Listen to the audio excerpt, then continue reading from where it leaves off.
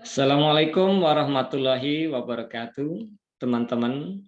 Pada video kali ini kita akan membahas strategi dalam mengerjakan soal TOEFL bagian structure yang pertama. Ya, yaitu skill yang pertama, be sure the sentence has a subject and a verb. Yang mana kalimat dalam bahasa Inggris itu punya satu subjek dan punya satu verb. Ya, setiap kalimat dalam bahasa Inggris itu punya satu subjek dan punya satu verb. Nah, ini yang perlu diperhatikan ya. Karena dalam soal TOEFL bagian structure ini sering keluar ya tentang kaitannya subjek dan verb ya. Soal-soal yang berkaitan dengan subjek dan verb. Ada kalanya subjeknya yang dihilangkan, suruh mencari subjeknya, ada kalanya verbnya yang dihilangkan. Sehingga banyak sekali soal-soal TOEFL bagian structure ini yang berkaitan dengan subjek dan verb. Dan yang perlu diperhatikan tadi topiknya, kalimat itu punya satu subjek dan satu verb. Baiklah teman-teman, mari kita perhatikan contoh soal yang pertama. Bla bla bla was backed up for miles on the freeway. Nah, di sini kan sudah ada verbnya di sini. Verbnya mana? Verbnya ini was ya. Was itu kan to be termasuk verb. Ya. To be kan itu termasuk verb.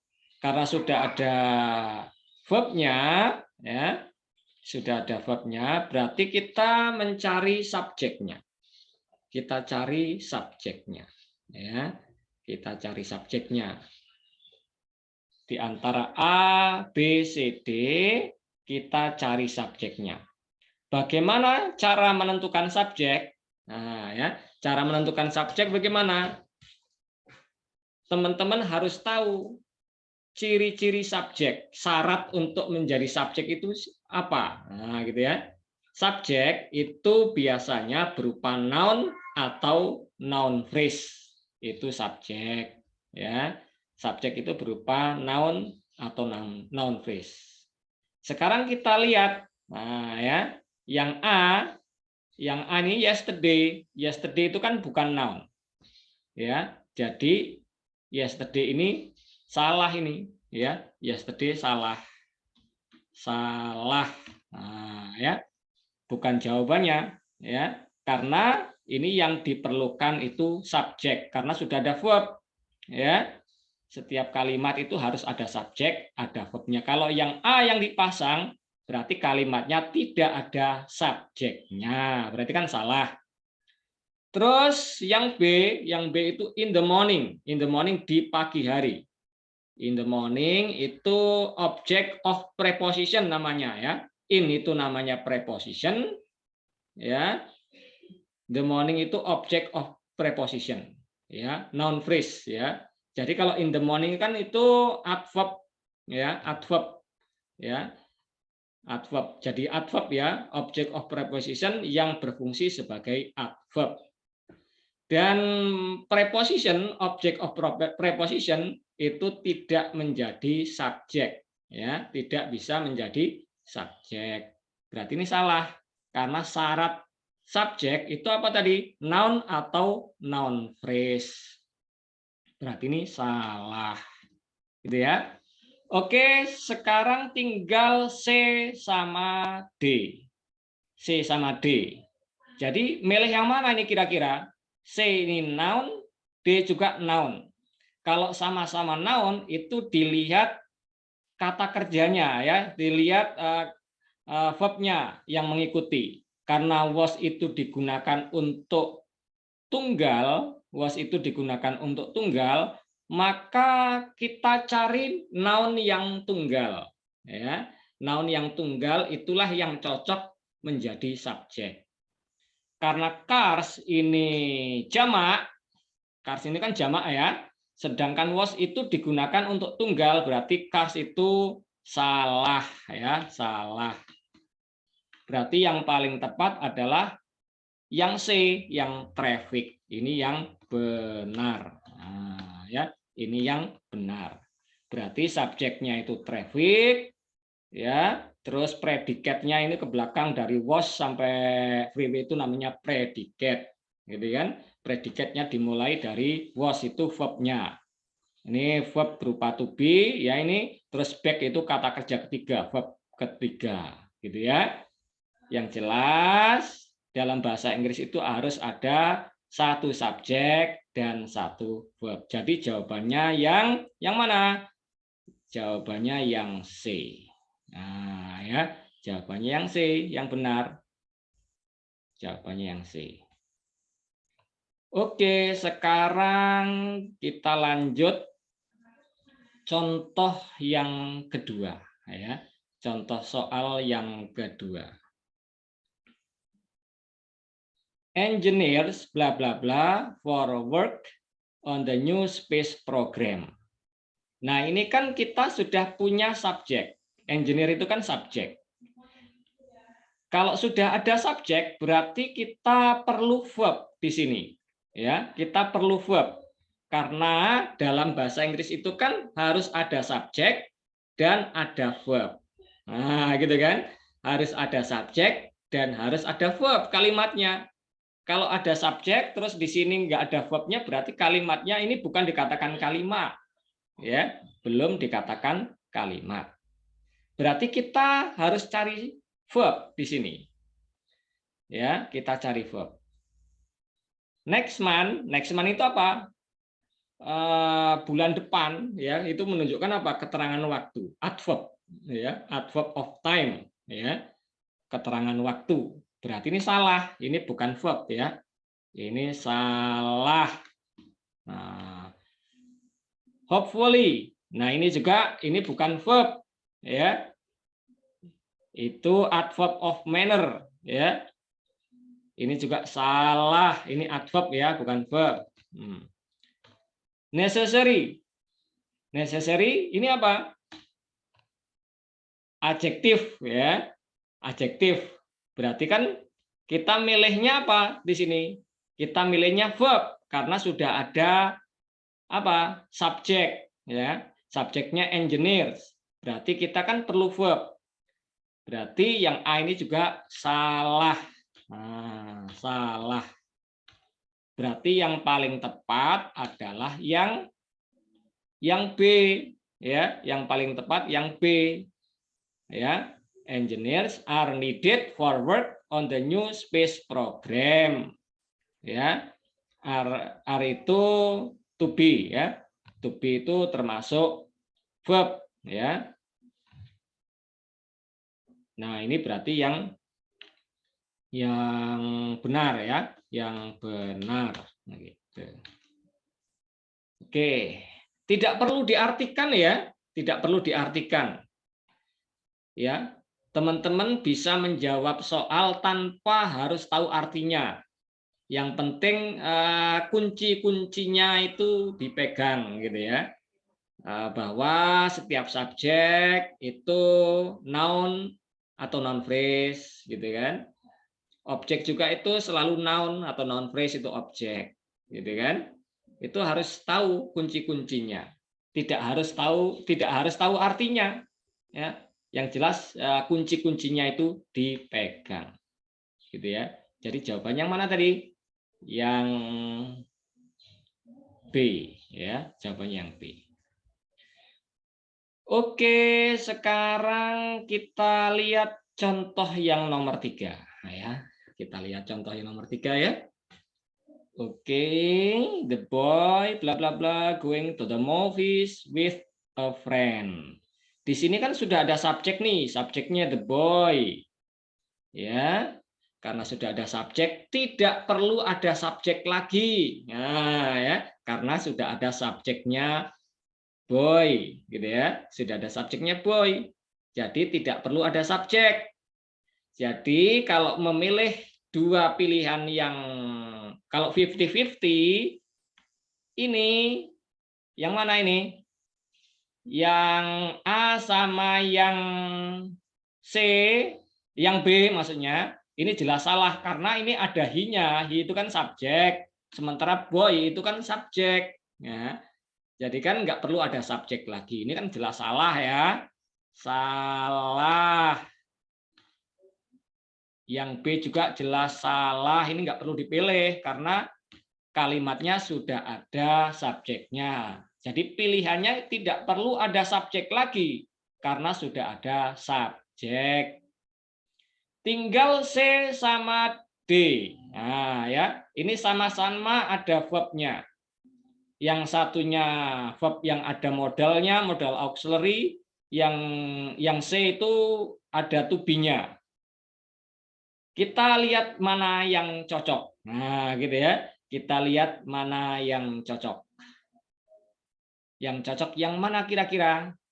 Oke, kita lihat yang C dulu. The boy is relaxing, going. Nah, ini kan ada setelah to be is itu diikuti ing. Diikuti ing kan ya, verbnya ing. Sementara di sini ada going lagi. Nah, ini nggak cocok. Seharusnya di sini ada to-nya. Nah, ya. Kalau ada dua verb, di sini ada to-nya. Ada to infinitive gitu kan. Seharusnya ada to-nya di sini. Nah, kalau ada dua verb. Relax itu kan verb. Going itu kan verb. Ini di sini ada to-nya lagi di sini, ya. Kalau ada to di sini go, to go. Nah, jadi ini salah ya, salah total pokoknya ini yang C itu salah. Nah, salah. Seharusnya kalau ada relaxing itu ada to-nya, setelah to itu go, bukan going. Jadi yang kita pilih yang B. Yang D maksudnya, yang D. Yang D itu yang benar. Yang benar. Ya. Pakai will, setelah will itu diikuti be ya, diikuti kata kerja pertama atau be. Setelah be, setelah to be itu verbnya ing, going ya, will be going ya. Nah, ini jawabannya.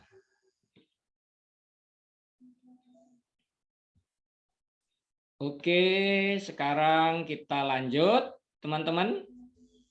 Ya, semoga bisa dipahami. Nah, ini ada latihan ya, latihan. Kita kerjakan bersama-sama ya. Nah, ini memang kosakatanya ya agak lumayan, tapi tidak perlu teman-teman itu tahu kosakatanya ya. Yang penting tahu kunci-kuncinya saja ya, tahu formulanya nanti bisa menjawab. Yang jelas ini berkaitan dengan subjek dan verb. The North Platte River bla bla bla from Wyoming into Nebraska. Nah, ini ya kan subjeknya mana? Subjeknya kan the North Platte River itu subjek. Karena sudah ada subjek, tidak perlu ada subjek lagi, ya.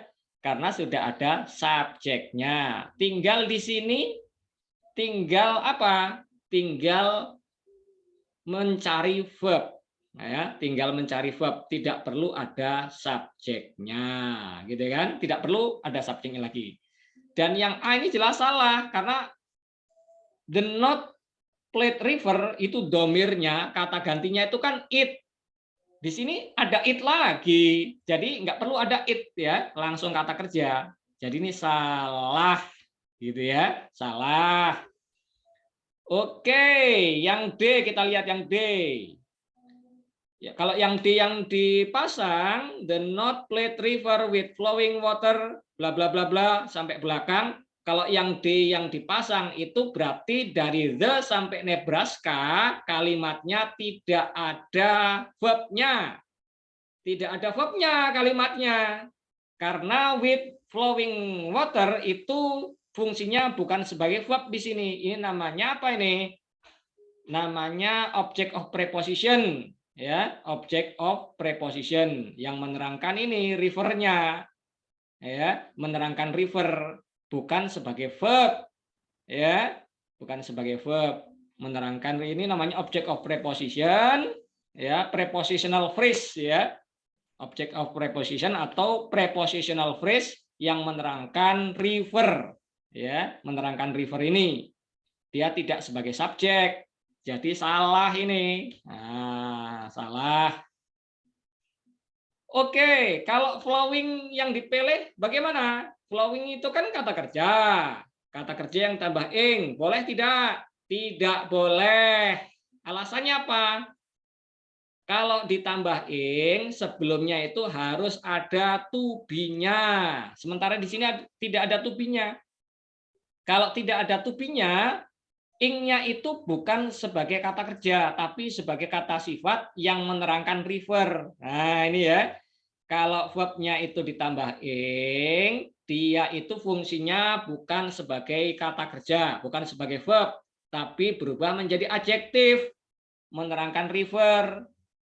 Sementara yang diperlukan adalah verb, bukan adjektif. Ya, karena tidak ada to be-nya, dia itu sebagai adjektif, dia menerangkan river. Jadi salah kalau milih flowing, salah. Jadi yang paling tepat yang mana? Yang B. Nah, ya, yang benar yang B. Sekali lagi teman-teman tidak perlu tahu artinya. Tahu ya syukur, benar ya, bagus. Tapi tidak tahu juga nggak apa-apa.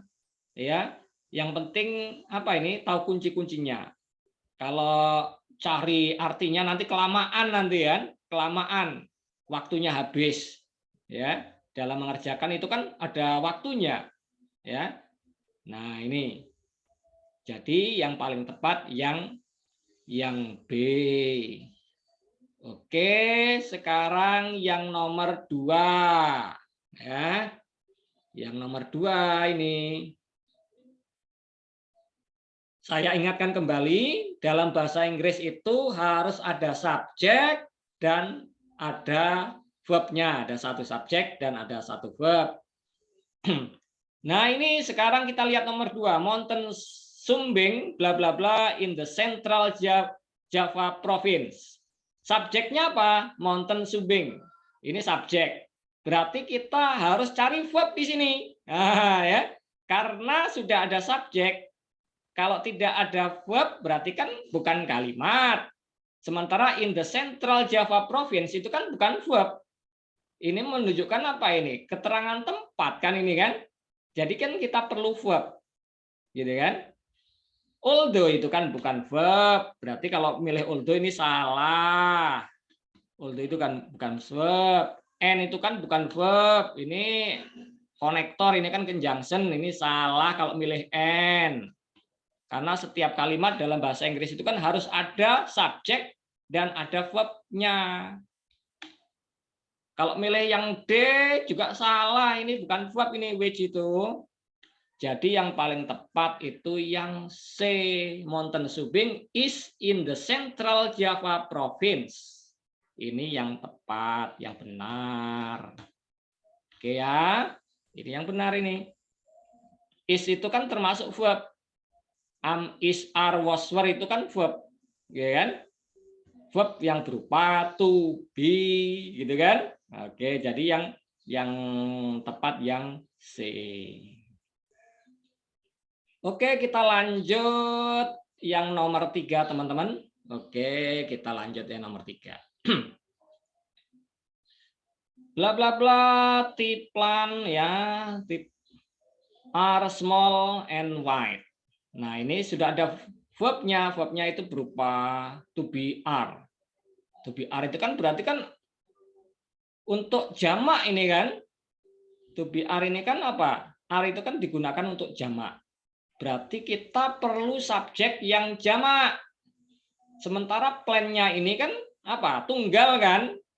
Jangan-jangan ini tiplan-nya ini kan bagian dari subjek. Di sini masih ada apa ini? Subjek yang inti lagi di sini. Tiplan-nya ini yang apa? Sebagai apa ini? Keterangan yang menerangkan tentang subjek inti gitu kan? Karena di sini verb-nya itu jamak. Ya. Kalau milih yang A berarti kan salah. Kalau yang A berarti subjeknya kan plan ini. Ya, tunggal gitu kan. Jadi nggak cocok dengan to be are-nya ini. Nah, ini salah. Salah. Yang B ini salah total. Salah total ngapa? Preposition, ya, object of preposition, kalau ada subjek didahului oleh preposition maka akan batal sebagai subjek. Ya, diingat-ingat kalau ada subjek terus ada preposition. Preposition itu apa? In, on, at, itu namanya preposition. Itu akan batal sebagai subjek. Berarti ini salah. Salah ya. Oke. Terus kalau yang C, having flowers, the tip plant are. Nah, ini kalau yang C yang dipilih, ini namanya gerund kan?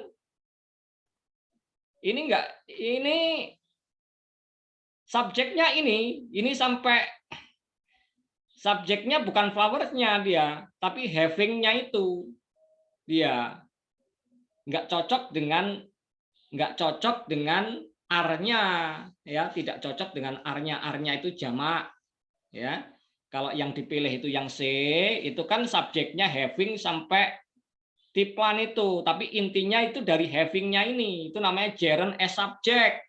Gerund itu apa? Gerund itu kata kerja yang fungsinya menjadi kata benda. Caranya ditambah dengan ing. Kalau kata kerja satu kata kerja, terus berubah menjadi gerund berarti menjadi satu kata benda.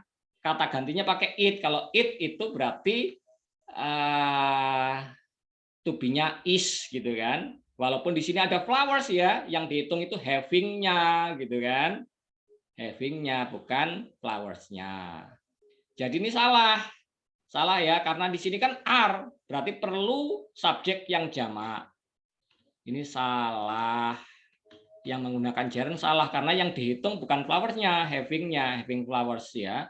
Ini it dia. It nggak cocok dengan are. Jadi yang paling tepat yang mana teman-teman? Yang paling tepat itu yang D. The flowers of the tea plant ya are small and white. Ya. Flowers-nya ini kan jamak. Jamak. Nah, ini kan subjeknya ini. Jamak ini, ya. Dan to be-nya itu jamak. Berarti yang paling tepat yang mana? Yang D. Ini yang benar. Oke, ini yang benar. Sekali lagi jangan jangan bingung kalau tidak tahu artinya ya. Mengerjakan soal TOEFL bagian structure itu tidak harus tahu artinya, yang penting teman-teman itu tahu kunci-kuncinya ya. Kalau subjek itu harus apa ya. Terus setelah subjek itu nanti diikuti apa, itu harus tahu kunci-kuncinya. Itu bisa menjawab, tidak harus tahu artinya. Tahu artinya ya syukur, bagus. Itu menambah juga mendukung, tapi tidak harus tidak memikirkan artinya secara ini ya, secara susah payah gitu kan. Oke, sekarang nomor 4 ya. Nomor 4. Nah, ini radioaktif bla bla bla. Apa ini?